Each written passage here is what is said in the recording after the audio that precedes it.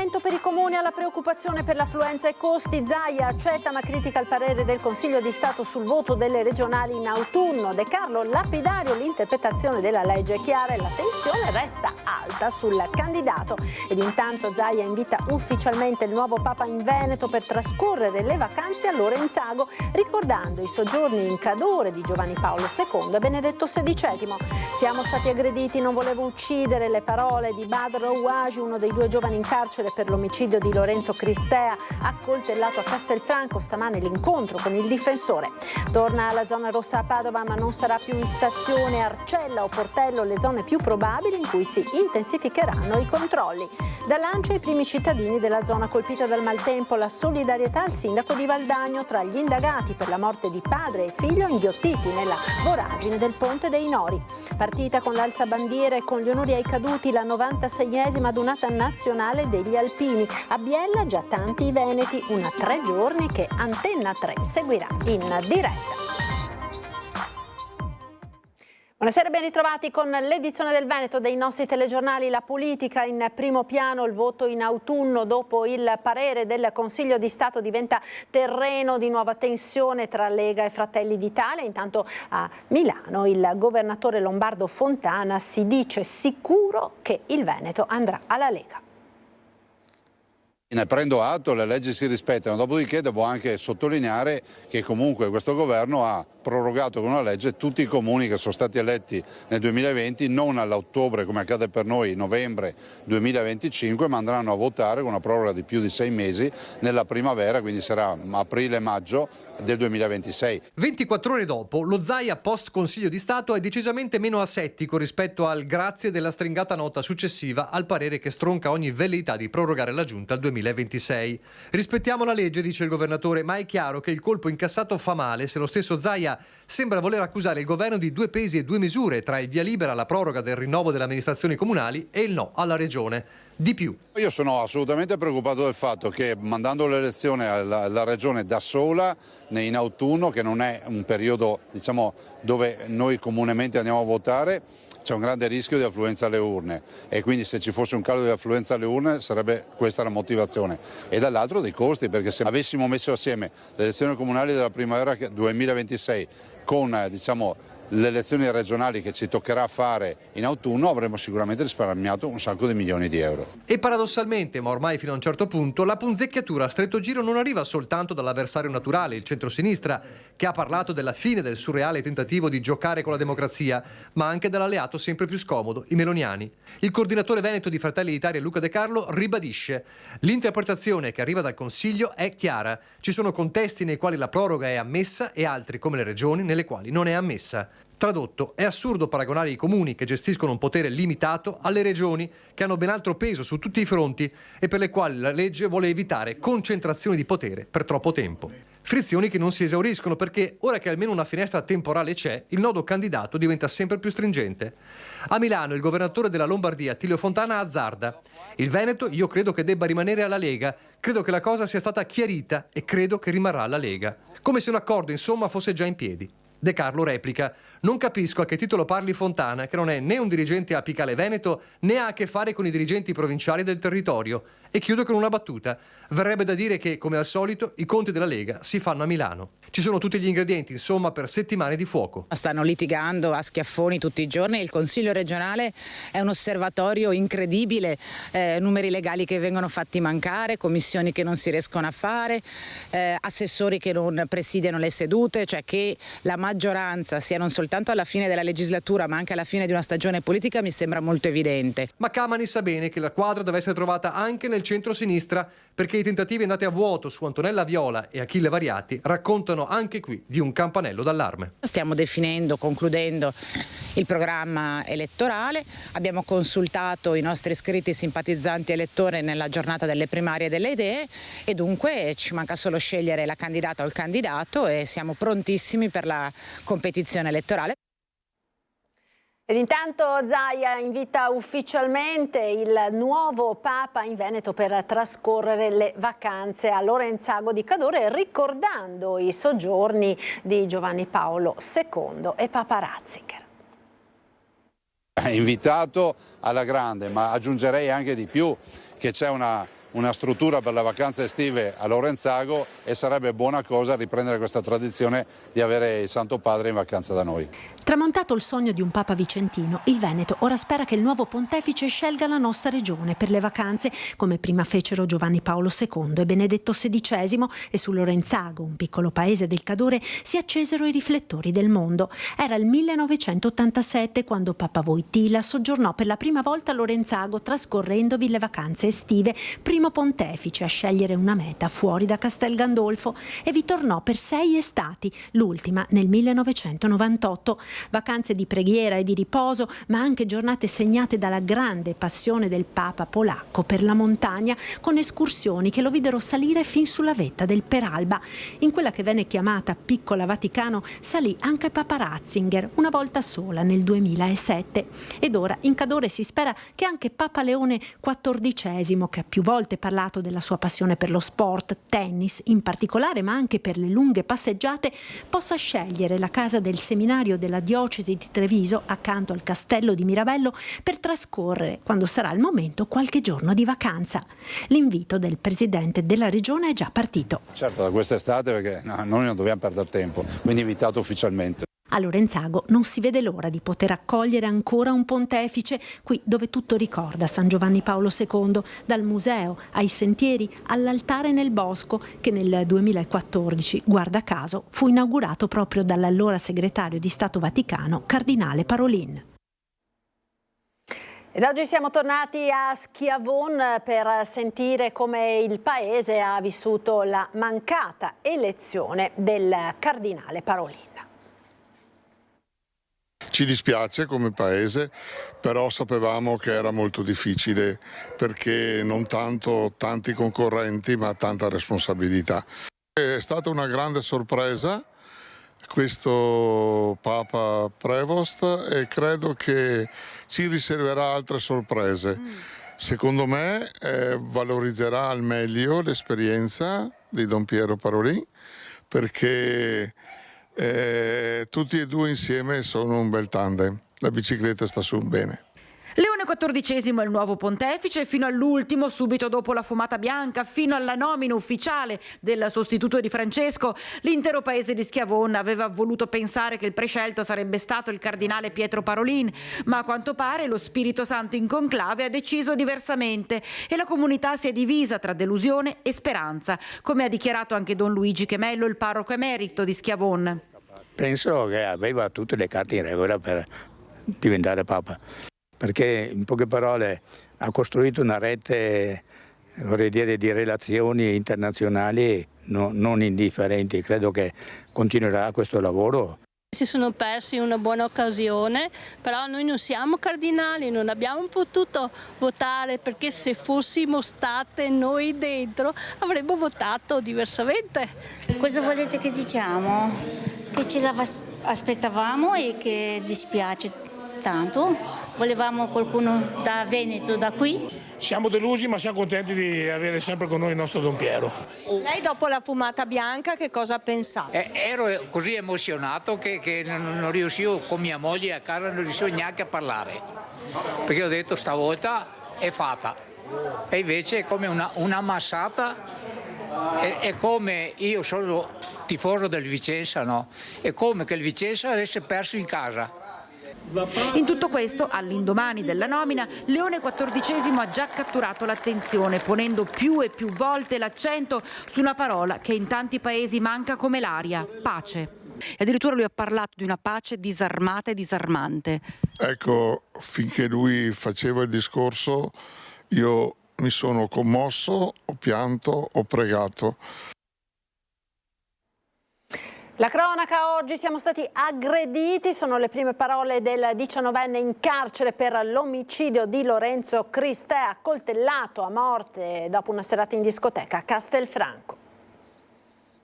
Ritengo che la cosa in questo momento più importante, o che si può dire anche perché sarebbe confortato da quello che ho potuto vedere dagli atti della misura cautelare, è che non c'è stata un'iniziativa da parte dei due ragazzi nei confronti dell'altro gruppo, ma è vero invece il contrario, sono loro, come emerge dagli atti, che sono scesi dall'autovettura dopo aver visto i due ragazzi. Dopo la lite in discoteca, la rissa è scoppiata nuovamente fuori lungo via Pagnana, ad oltre 800 metri dal locale. Ad innescare l'aggressione probabilmente una provocazione, ma su questo Badr Rouaji, il 19enne accusato di omicidio volontario, tentato omicidio e rissa aggravata, ha fornito la sua versione all'avvocato Fabio Crea, che ha incontrato in carcere. Sono stati aggrediti, sostanzialmente è questo che lui riferisce? Sì, sostanzialmente sì. Peraltro il video, i frame che sono stati diffusi, adesso ancora noi non li abbiamo a disposizione, lo avremo fra qualche ora, sembrerebbe dimostrare l'esistenza comunque delle colluttazioni, e certamente c'era un gruppo più numeroso e invece non lo definirei gruppo, ma due ragazzi che invece numericamente erano in una situazione di sproporzione numerica rispetto agli altri. La certezza è che un ragazzo, Lorenzo Cristea, è morto dopo essere stato attinto da 3 fendenti letali. Si attendono intanto gli accertamenti sui coltelli trovati nel luogo del delitto e consegnati al RIS di Parma. Sul coltello non abbiamo ancora fatto gli approfondimenti con lui, mi riservo di farlo successivamente. Il coltello ritrovato nell'immediatezza in presenza di tracciamatiche mi sembra abbastanza inequivoco che sia una delle armi utilizzate per i fatti delittuosi. Il secondo ritrovato a distanza di tempo e senza macchie ematiche, e su quello invece credo che siano assolutamente necessari degli approfondimenti. Nelle prossime ore dovrebbe essere svolta dall'anatomopatologo Alberto Furlanetto anche l'autopsia sul corpo della giovane vittima, mentre continuano le indagini dei carabinieri per chiarire i contorni di questa ennesima tragedia che coinvolge giovanissimi. Sono 9 i ragazzi indagati, i 2 arrestati, Badr Rouaji e l'amico Taha Benani, 21 anni, accusati degli stessi reati, mentre il gruppo dei giovani italo-rumeni deve rispondere di rissa aggravata.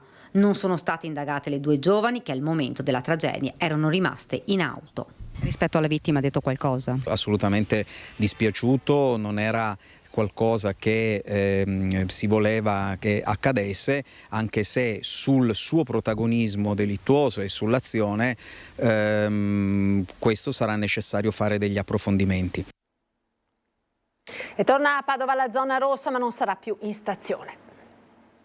Lo strumento della zona rossa è stato uno strumento positivo ed efficace che ha dato dei risultati soddisfacenti, per cui le forze di polizia sono state incaricate da me di fare una valutazione sulla base naturalmente della georeferenziazione dei reati, sull'andamento anche della criminalità, di individuare un'altra area che non sarà evidentemente la stazione dove applicare la zona rossa. A 3 giorni dalla chiusura della sperimentazione della zona rossa in stazione, il prefetto di Padova Giuseppe Forlenza annuncia che si sta studiando come istituirne un'altra in una zona diversa della città.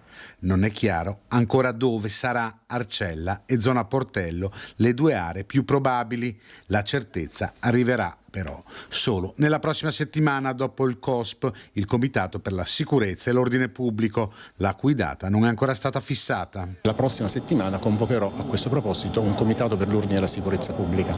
Una nuova sperimentazione quindi di cui non si sa ancora la scadenza, ma che è facile immaginare durerà tutta l'estate. Tutti argomenti che verranno affrontati nella riunione della prossima settimana, anche se dopo le celebrazioni in ricordo delle vittime del terrorismo, un incontro tra i protagonisti del COSP c'è già stato davanti a una tazzina di caffè. Sicuramente hanno migliorato la situazione complessiva, anche raccogliendo le dichiarazioni dei cittadini e la percezione di sicurezza. Credo che sia opportuno ed utile sperimentare questo strumento anche in altre aree. A Valdagno ora, dove sono arrivati numerosi attestati di stima e solidarietà al sindaco tra i 6 indagati per la morte di padre e figlio nel crollo del Ponte dei Nori. Solidarietà al sindaco Maurizio Zordan, che ha ricevuto l'avviso di garanzia dalla Procura di Vicenza, che sta indagando sulla tragedia del Ponte di Nori a Valdagno, dove il 17 aprile scorso hanno perso la vita 2 persone. Un atto dovuto che però ha fatto scattare immediatamente attestati di stima e fiducia da parte di politici e amministratori locali, a partire dal collega di Treviso, Mario Conte, nella veste di presidente veneto dell'ANCI. Che è un grido d'allarme che lanciamo a livello nazionale, perché noi non ci sottraiamo chiediamo alle responsabilità, ma chiediamo semplicemente di avere gli strumenti per poter far fronte a queste responsabilità, e quindi chiediamo norme, strumenti normativi e risorse. Diversamente chiediamo che ci vengano anche tolte le responsabilità, perché se io non ho le risorse per asfaltare una strada, perché sono soggetto a tagli, non possono neanche caricarmi di responsabilità se un cittadino cade in una buca. Fare il sindaco oggi è particolarmente complesso e comporta degli oneri che sono assolutamente rilevanti e che poi quando accadono queste cose sono spiacevoli, fermo restando che ovviamente se ci sono delle responsabilità andranno accertate e quindi la magistratura fa il suo mestiere. Ci troviamo qua di fronte di sindaci che devono affrontare una situazione personale difficile. Il sindaco Zordan di Valdagno ha ricevuto anche un avviso di garanzia in conseguenza, e quindi è chiaro che noi tutti siamo stretti, siamo forti insieme a lui per dire vai avanti perché sei nel giusto, hai lavorato bene. Grande solidarietà al sindaco di Valdagno per l'avviso di garanzia che ha subito, un atto dovuto però è un atto che fa male. Mi sento di esprimere la mia totale solidarietà, sia in rappresentanza della provincia di Vicenza ma anche come collega, in quanto quello che è successo a lui poteva succedere a qualunque di noi senza che ci sia nessuna colpa specifica. Dal punto di vista nostro diciamo, ci sentiamo non dico tranquilli ma coscienti di aver fatto tutto quello che poteva essere fatto. Ovviamente, essendoci stata la perdita di 2 vite umane, abbiamo messo a disposizione tutte le informazioni dell'autorità giudiziaria perché venga fatta chiarezza, perché lo dobbiamo a chi è deceduto e ai familiari di chi è deceduto, e quindi ecco, ci aspettiamo che il risultato sia chiaro, insomma, da questa inchiesta. Ed ora la 96esima adunata degli alpini, al via stamane con l'alzabandiera, e sono già molte le penne nere dal Veneto giunte in Piemonte.